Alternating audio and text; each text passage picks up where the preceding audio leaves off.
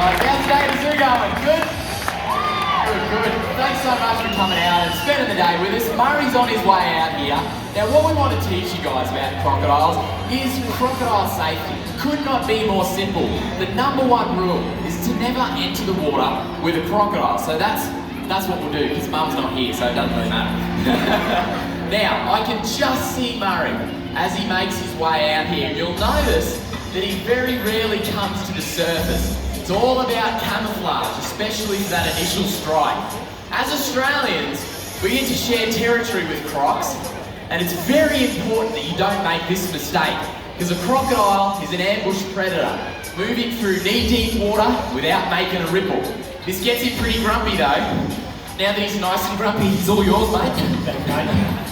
Come here, boy. Look at the food. Up here. Got my legs.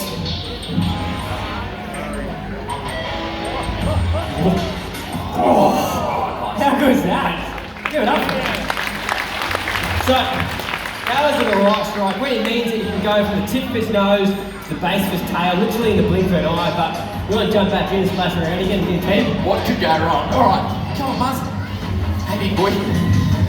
Alright, now we're going to try and set up another little strike here with Murray. Now you've got to keep in mind, big croc like Muzzer, even though he's very heavy bodied, he can easily hit from the base of his tail to the tip of his nose, hey big boy, in one go. But he's smart. See that, how he's kind of flanking me here? What we're going to try and do is slow things down and really show you how we'd be striking in the wild. Now it's all about movement and vibrations. As soon as he feels vibrations, he's going to pop up and have a little look. Notice here, hey big boy, how he only shows very little of his body when he pops up to have a look. His eyes, nose and ears are all above the surface of the water, but only just. Now when he feels like he's in a good spot to set up for that strike, hey big boy, whoa, that's when he strikes, just like that. Hey Muzz, hey big boy, here you go mate, here you go big boy. Oh, good hit, give it up for Murray, hey, what a legend. What a weapon of a crocodile, eh? What a weapon. And he's fast. One flick of that tail, as you can see, he's bolting out of the water quicker than the naked eye can see. But he's got 3,000 pounds per square inch of closing jaw pressure to back up that strike. That's the strongest jaws of any animal on the planet. So whatever he grabs, it's not coming out. That is really the secret to his success, is that amazing jaw pressure. But he's got another technique to grab his food. Nero's going to show us that. Yeah, exactly. So he's come out twice around your land, a nice little swing there in the creek. But there's another form of strike that he's pretty good at that we'll show you up here in this ramp. It looks a bit like a circus trick, but he would literally do it as soon as he hatches out of his egg. So you can imagine he pretty much looks the same as this, but he's about 15 centimeters long. So super cute, super tiny. So he's hanging out in the reeds along the riverbank to get away from bigger predators so he doesn't get eaten. And he starts to do this, so he's pretty keen to show us. He's got his head angled upwards, his feet are on the base of the pond. Here we go, show me, boy.